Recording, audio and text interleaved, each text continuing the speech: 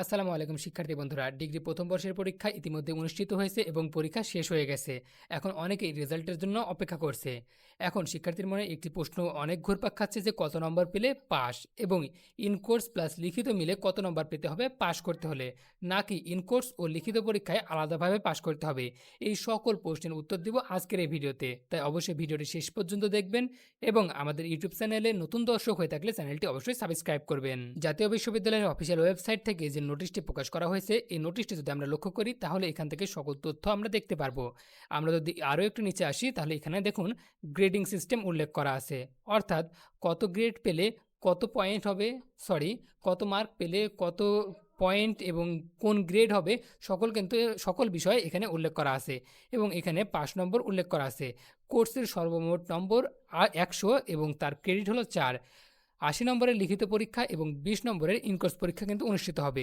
সর্বনিম্ন 5 নম্বর কিন্তু 40, অর্থাৎ সর্বনিম্ন 40 পেলেই তুমি পাস বলে গণ্য হবে এবং সর্বনিম্ন গ্রহণযোগ্য ক্রেডিট হলো ডি।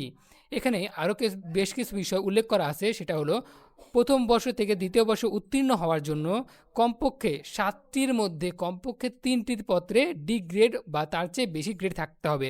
অর্থাৎ 3টি পত্রে তুমি যদি পাস করো তাহলে কিন্তু পরবর্তী 4টি তুমি পরবর্তী সময়ে পরীক্ষা দিতে পারবে এবং দ্বিতীয় বর্ষে তুমি উত্তীর্ণ হয়ে যেতে পারবে।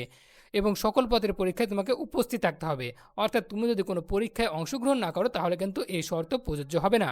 লিখিত ও ইনকোর্স পরীক্ষায় 5 নম্বর যোগ করে ফলাফল নির্ধারণ করা হবে, অর্থাৎ তোমার লিখিত এবং যে ইনকোর্স পরীক্ষা আছে সেটা নাম্বার যোগ করে কিন্তু এই রেজাল্টটি প্রকাশ করা হবে, কোনো আলাদাভাবে এখানে নাম্বারের সিস্টেম নেই।